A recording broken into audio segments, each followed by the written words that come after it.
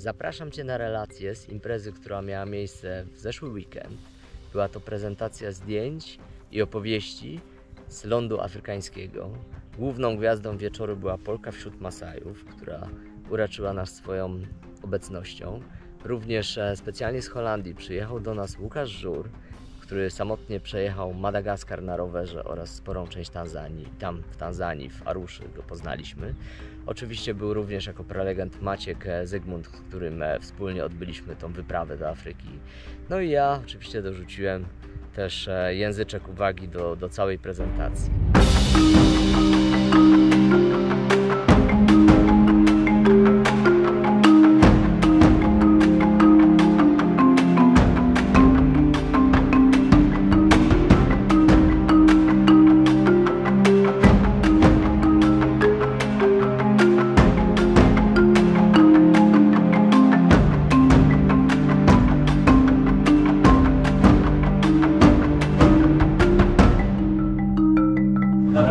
Fajnie, że tutaj jesteście. Strasznie się cieszę, że udało się wyciągnąć Was z domu. I dzisiaj macie tutaj ludzi, którzy też lubią wyciągać się z domu, trochę na dłużej. Po kolei ich pokrótce przedstawię, a później każdy zrobi jakąś tam swoją prezentację i prelekcję i trochę więcej o sobie opowie. Łukasza spotkaliśmy w Tanzanii. To jest koleś, który po prostu jeździł rowerem po Madagaskarze. Szaleniec. To wszystko nam poopowie. Jak go zobaczyłem, to mówię, ja 20 lat temu, kurde. Było naprawdę fajnie. 80. Tak, 80. Renata, nasza gwiazda, Polka wśród Masajów, to już dużo osób ją zna z internetu. Kobieta, która po prostu stwierdziła, że wyrywa do buszu, mieszka w buszu. Autentycznie. My z Maćkiem, jak tam pojechaliśmy, to dobę zajęło nam dojechanie offroadem, żeby do niej dotrzeć. Na końcu już samochody nie dojeżdżają, coś niesamowitego. Ale tak nam się spodobało, że tydzień czasu tam spędziliśmy, więc było super. No i Maciek, który wrócił do góry nogami moje podejście do podróży, ponieważ dla mnie zawsze w wyprawie najważniejsza jest woda pitna, jedzenie i nocleg. A Maciek udowodnił, że pierwszy stoi. U mnie jest i woda, i nocleg, i jedzenie. Tak, dużo jedzenia. Ona nas naprawdę odkarmiła, bo Afryka ma to do siebie, że jest bardzo duży problem energetyczny. Z każdym tygodniem człowiek się robi coraz słabszy i chudnie.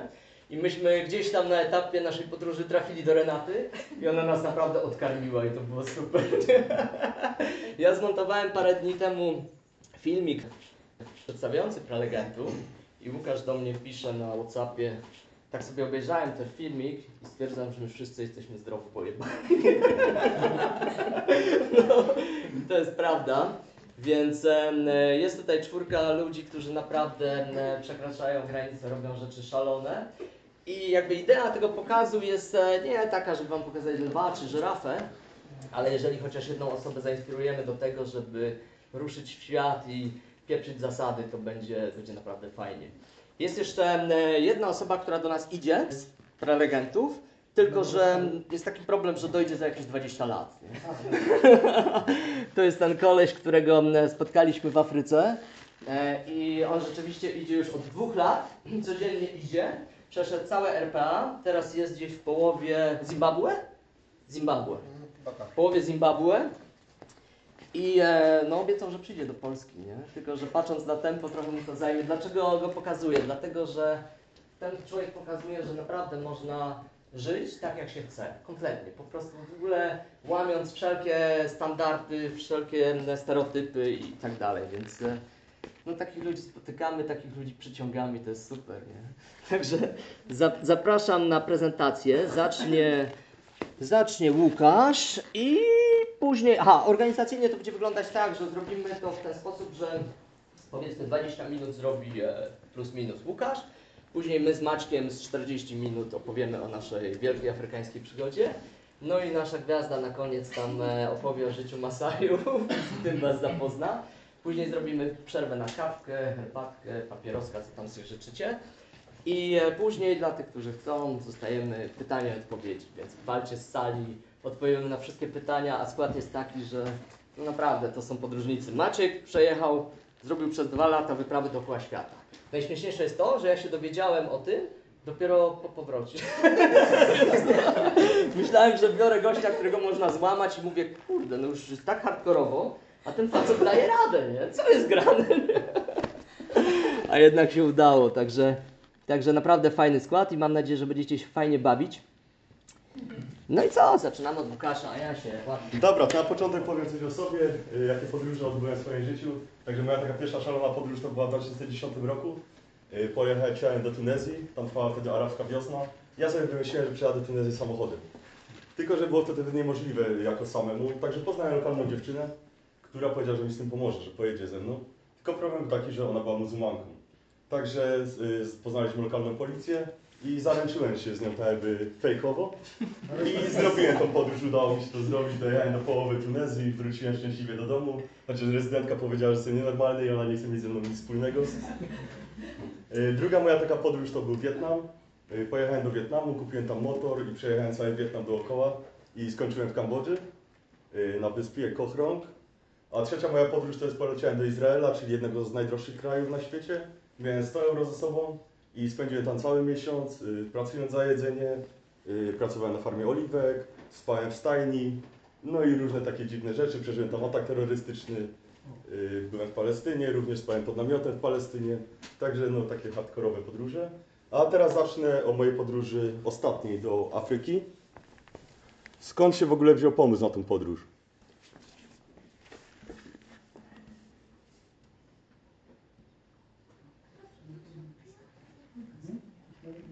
Jedziemy w końcu. Lecimy. Zacząłem od Madagaskaru. Ogólnie moja podróż zaczęła się dlatego, że nie podobała mi się moja praca.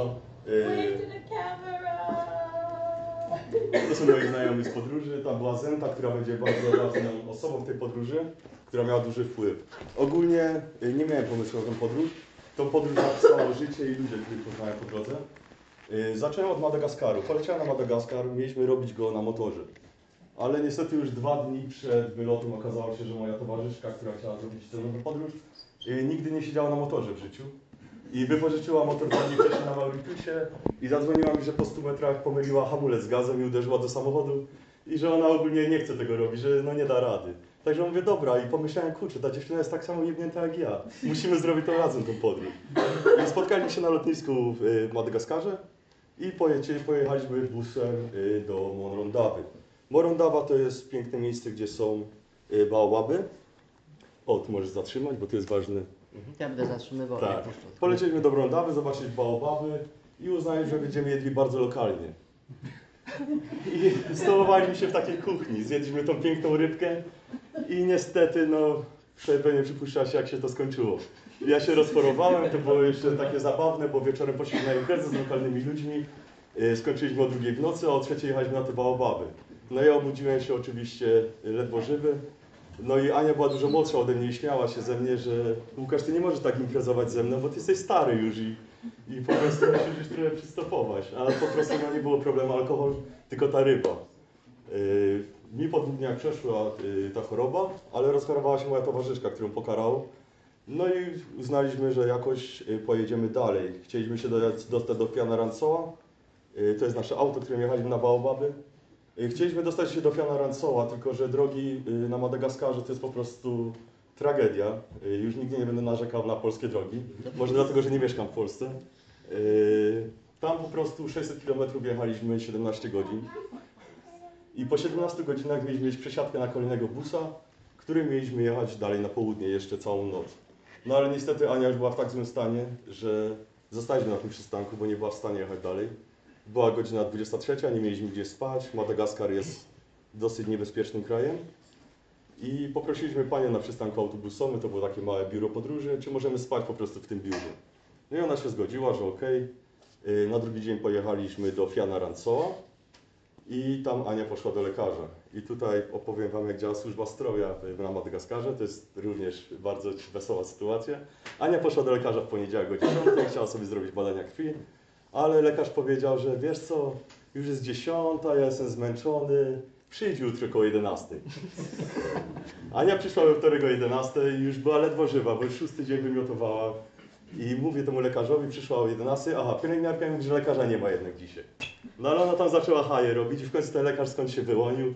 Mówi, wiesz co Ania, dzisiaj już bez sensu, żeby robić te badania, bo ty już na pewno coś zjadłaś. No mówi, no nie zjadłam nic, bo nie mogę, od razu wymiotuję. Aha, ale na pewno już wodę piłaś. Ona mówi, no nie mogę pić nawet wody, troszkę piję tylko i nie mogę. A on mówi, no to nie musimy cię badań robić, temu jesteś chora, bo nie jesz i nie pijesz. Także Ania po prostu była już ledwo żywa i zdecydowała się, że musi wyjechać z Madagaskaru. Poleciała do Tanzanii, do szpitala. No i zostałem sam na Madagaskarze, miałem jeszcze 10 dni. I tutaj wpadłem na pomysł, że pojechać do Isalo Parku. W Isalo Parku tam zrobiłem sobie ładny trekking. I pomyślałem, że w sumie zmęczą mnie już te busy, ciężko się jeździ, bo one są przeładowane po 3 osoby na jednym siedzeniu. W środku jest po 40 stopni. To jest właśnie z Isalo Parku zdjęcie. Dlatego uznałem, że pojadę sobie dalej na rowerze. Pierwszy mój wypad to było do Parku Narodowego, który był oddalony 80 km od Fianarantsoa. Tam sobie pojechałem na jeden dzień, na drugi dzień wróciłem. No niestety już mnie słońce dość mocno spaliło, bo tam było 35 stopni, także jechało się naprawdę bardzo ciężko. Ale wtedy uznałem, że ja pojadę tym rowerem do stolicy. Z tym problem był, że nie miałem swojego roweru, także znalazłem wypożyczalnię, która nazywała się Mad Trekking. Mad Trekking, czyli szalone trekkingi. Mówię, słuchajcie panowie, nazywacie się szalone trekkingi, a wy robicie tylko takie wypady do Parku Narodowego, to jest w sumie takie słabe dosyć. Mówię, ja mam pomysł, żeby jechać do stolicy na rowerze. A oni mówią, no co ty, zwariowałeś? Mówię, przecież nie masz jakiś plan w ogóle na tą podróż? No i mówię, że oczywiście, że mam. I wyciągłem telefon, popatrzyłem, na to mapę, mówię, tutaj się zatrzymałem, tu i tu. A oni, dobra, no to skoro jesteś przygotowany, oczywiście nie byłem. To były losowe punkty na mapie. Nie byłem przygotowany kompletnie. Wysłałem swoje bagaże autobusem do stolicy i mówię, że jak ja przyjadę do stolicy, zapakuję wasz rower również na busa i wysiadam go z powrotem do biura. Zaufali mi bardzo, bo pożyczyli mi ten rower bez żadnej zaliczki. W sumie nawet dokumentu ode mnie nie wzięli. No i zacząłem pierwszy dzień jazdy, tam miałem 150 km do zrobienia. Oczywiście nie sprawdziłem, jak wygląda teren na Madagaskarze. A teren wyglądał tak, że było 700 metrów w górę i 700 metrów w dół. Także tak po 100 km już miałem kompletnie dosyć na tym słońcu palącym i uznałem, że zacznę szukać noclegu. Ale no niestety noclegu nie było. Jechałem 10 km, 20, znalazłem kolejną wioskę, niestety nie dało się nigdzie spać. Ja nie miałem światła w rowerze, zaczęło się robić ciemno. Drogi na Madagaskarze wyglądają tak, że kierowcy 70% trasy to jadą poboczem. Także to nie była kwestia czasu, czy mnie ktoś uderzy, tylko kiedy. I zobaczyłem posterunek wojska. I poszedłem do tych żołnierzy, pokazałem panowie, że muszę spać, pokazuję, że nie ma światła, ciemno się robi. I wyszedł jakiś przełożony i mówi, wiesz co, mam dla ciebie taką poradę, jak nie ma światła, się ciemno robi, to musisz jechać szybciej. Mówię, dziękuję bardzo mi to pomogło. Także przejechałem jeszcze parę kilometrów, ale się zrobiło kompletnie ciemno, zacząłem się rozglądać za jakimiś pustostonami, ale no, zrobiło się tam dosyć niebezpiecznie, bo ci miejscowi w ciągu dnia jeszcze byli w miarę mili dla mnie, ale w nocy już to było z taką agresją za mną wołali. No i zacząłem zatrzymywać przypadkowe samochody, żeby ktoś mi pomógł. I zatrzymał się gościu na skuterze i wymyśliliśmy, że ja pojadę na tym rowerze, on pojedzie na skuterze za mną i będzie mi oświetlał drogę. No ale przejechałem tak 5 km i po tych 5 km moje mięśnie po prostu odpadały. Mówię, nie, jedź stąd, mówię, to nie ma sensu. Ja mówię, ja będę prowadził ten rower, ma 20 km, to na 4 rano zajdę. No ale w końcu mówi, że nie, że mnie nie zostawi. No i zatrzymała się właśnie kobieta. No i to było zdjęcie, właśnie wzięła mój rower do bagażnika, a gość mnie zawiózł na tym skuterze. No i to był pierwszy dzień mojej wyprawy, przyjechałem koło pierwszej w nocy, dopiero zameldowałem w hotelu, byłem kompletnie wyczerpany, a miałem tylko 4 dni do wylotu, a miałem jeszcze 300 km do zrobienia, także no niestety nie było czasu na odpoczynek. Także na drugi dzień wstałem po 3 godzinach o 4 rano, bo uznałem, że skoro wyjadę przed wschodem słońca będzie chłodniej, będzie łatwiej. Ujechałem 10 km i usłyszałem, że w kole mi coś strzela. Zatrzymałem się, okazało się, że przedni hamulec mi się rozpadł. Podjechałem do mechanika, okazało się, że jasne, mogę to naprawić, tylko że najbliższy sklep, żeby kupić część, jest 100 km stamtąd. No, także uznałem, że dobra, to w sumie tylny hamulec mam, pojadę powoli i jakoś sobie dałem rady, dojechałem. Kolejne 2 dni na dojazd do stolicy, to już było bez jakichś wielkich niespodzianek. Dojechałem do stolicy i tam gościła mnie taka lokalna rodzina. To było przebodźcowanie dla mnie kompletne. To był dom, w którym mieszkało 28 osób, bo na Madagaskarze jest taka zasada, że każda rodzina ma swoją służbę, nawet najbiedniejsza. To jest taka jakby pomoc dla tych jeszcze biedniejszych ludzi. I po prostu oni wszyscy razem tam mieszkali. W tym domu tylko jedna osoba mówiła po angielsku, a każdy chciał ze mną porozmawiać. Także każdy do mnie coś mówił, ja kompletnie nic nie rozumiałem i po jednym dniu uciekłem stamtąd. Powiedziałem im, że sorry, ale wiecie, ja muszę iść do hostelu, bo ja muszę sobie poogarniać swoje rzeczy. No i uciekłem stamtąd, ale wtedy było 2 dni do mojego wylotu i dowiedziałem się, że jeżeli polecę mój plan był dalej na Zanzibar, żeby lecieć, potrzebowałem mieć szczepienie na żółtą febrę. Ale oczywiście ja nie sprawdzam takich rzeczy nigdy i no nie miałem tego szczepienia i dzwonię do tego chłopaka, mówię, słuchaj, nie ma szczepienia na żółtą febrę, musimy coś wymyślić. No ja mówi, dobra, mówi, mam znajomą lekarkę, ja cię tam zaprowadzę, ona ci podbije tę książeczkę. I zaprowadzi mnie do dentysty. Ona mi dała tę pieczątkę, gdzie ordynarnie tak pisało dentysta, ortodonta, daje mi tą pieczątkę, zamyka gabinet i mówi, ja nic nie widzę, rób co chcesz. No ale mówię, kurczę, potrzebuję przede wszystkim 2 pieczątki, bo jedna musi być od lekarza, druga od kliniki. A przede wszystkim ten dentysta, kurczę, przecież to w życiu nie przyjedzie na lotnisku. No i wziąłem tą pieczątkę, tak pod kątem przybiłem, tak 2 mm zrobiłem w lewo, w prawo, także ona się kompletnie rozmazała, nic nie było widać, miałem jeden problem załatwiony. No i wtedy poleciałem do Nairobi, gdzie miałem przesiadkę. I tutaj pojawił się ogromny problem, bo nie miałem wizy do Kenii. A żeby się odprawić na kolejny lot, to musiałem wyjść ze strefy tranzytowej. A nie mogłem tego zrobić. I groziło mi, że zostanę 5 dni na święta na lotnisku w Nairobi. No już to była dla mnie ostateczna opcja, także czekałem tam po 36 godzinach, odpalił mi bramki do odlotu. Podeszłem do pani z linii lotniczych i mówię jej moją sytuację, że po prostu nie sprawdziłem sobie tego, że zaspałem na lot, bo miałem rano lecieć do Amsterdamu, ale nie udało mi się i chcę lecieć do Kenii, do Tanzanii. I ona gdzieś podzwoniła i mówi, wiesz co, ja ci pomogę. No i ta kobieta mi pomogła, podzwoniła gdzieś, wzięła to na siebie i puścili mnie do tego samolotu bez odprawy i doleciałem na Zanzibar. Na Zanzibarze no, spędziłem tam święta Sylwestra, to był jeden z najlepszych moich okresów w życiu, wielu podróżników. Po tym Madagaskarze, gdzie po prostu nikt nie mówił po angielsku, ci ludzie byli... Czułem się tam w rozmowie z 5-letnimi dziećmi, ponieważ ja wchodziłem do sklepu, pokazywałem na butelkę wody, że chcę ją kupić, a oni nie wiedzieli, o co mi chodzi. Także po prostu nie mogłem kupić jedzenia, nie mogłem kupić wody, była tragedia tam. Na Zanzibarze, no wiadomo, turystyczne miejsce, już poznałem wielu podróżników i tam ja miałem 9 stycznia ogólnie wracać do domu. Ale mój lot był przez Izrael i ja marudziłem strasznie tam, że muszę wracać, że nie chcę. I 3 stycznia dostałem SMS-a, że anulowany jest lot. I to było takie jest. Ale nie miałem dalszego planu na podróż. Tam właśnie, tu jest moja koleżanka Zenta, którą poznałem tam. Tu jest nasz pierwszy wypadek, który mieliśmy na skuterze. Wpadliśmy trochę do Włodka, to było takie małe, poważne. To była dziewczyna, taka 21-letnia Niemka, która zrobiła sobie przerwę od szkoły. Nie miała pomysłu, co robić, nie podobał się jej kierunek szkoły i zrobiła sobie rok przerwy, pojechała do Afryki uczyć dzieci angielskiego. Robiła wolontariat. No i na Zanzibarze spędziłem te 3 tygodnie i pewnego wieczoru siedziałem, poznałem taką Magdę Polkę, siedzieliśmy, jakieś piwko piliśmy i uznaliśmy, że skoro ja zostaję dłużej, to każdy z nas wymyśli jakąś dziwną rzecz, którą zrobi i ją zrealizujemy później. No i Magda wymyśliła, że ona wsiądzie do pociągu w Dar es Salaam i pojedzie przez 54 godziny bez zatrzymywania się przez całą Tanzanię. No ja wymyśliłem, że ja pojadę do Dar es Salaam, kupię najtańszy rower, jaki tam będzie i pojadę nim do Rwandy. I objadę Rwandę dookoła i na koniec ten rower oddam dzieciom. No i 2 dni później, kolejny zbieg okoliczności, poznałem chłopaka z Dar es Salaam, który jak powiedział, że jak przyjadę do jego miasta, to mogę u niego spać, on mi pomoże ten rower kupić. No i tak jak mówiłem, tak zrobiłem, pojechałem do Dar es Salaam, kupiłem ten rower. Rower był w strasznym stanie. Po prostu nie wiem, ile tam stał w tym sklepie. Dałem za niego chyba $100, to jak na Afrykę jest bardzo mało, jeszcze dla białego człowieka. No i ruszyłem w tą przygodę. Po 5 kilometrach, jak widzicie tutaj, zerwałem łańcuch w tym rowerze. Także już na początku zaczęły się komplikacje. No i wtedy był kolejny zbieg okoliczności. Jak zerwałem ten łańcuch, była jakaś kobieta, która tam owoce sprzedawała. Ja tak sobie sam do siebie mówię, daj mi kobieto spokój, że mam problem, a ty mi owoce proferujesz. Co mi to pomoże? Ona mówi, chodź. No i podeszłem i okazało się, że za nią jej mąż naprawiał rowery. Także idealny zbieg okoliczności. No i ruszyłem dalej. No w Tanzanii było bardzo ciężko na tym rowerze. Przede wszystkim byłem nieprzygotowany do tej trasy. Miałem 2 plecaki, ciągłem ze sobą 15 kg. Wilgotność powietrza była 90%. Do tego było 35 stopni. Także no po prostu cały ten pył z drogi, który leciał, to wszystko na moją twarz. Codziennie rano budziłem się z zakrwawionymi oczami, nie widziałem nic.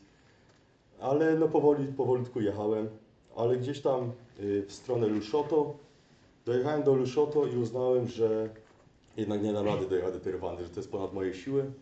I wtedy przypomniałem sobie, tak wyglądała większość mojej trasy właśnie, w sumie nic nie było widać.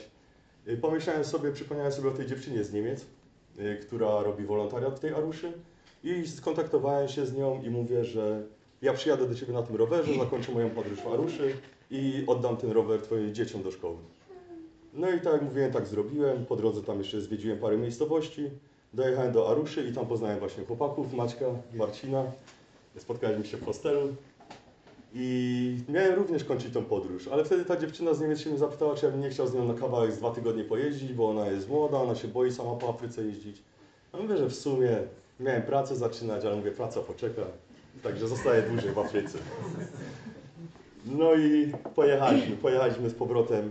Ona miała 20 lutego urodziny, także uznałem, że na zakończenie tej podróży pojadę z nią przez te 2 tygodnie przez Afrykę. Polecieliśmy na Pnembę, popłynęliśmy statkiem i uznaliśmy, że na 20 lutego będziemy na Zanzibarze na jej urodzinach. No niestety życie kolejny raz chciało inaczej, gdzie jechaliśmy z Zanzibaru już na Padże Beach, to jest plaża, na której mieliśmy spędzić jej urodziny.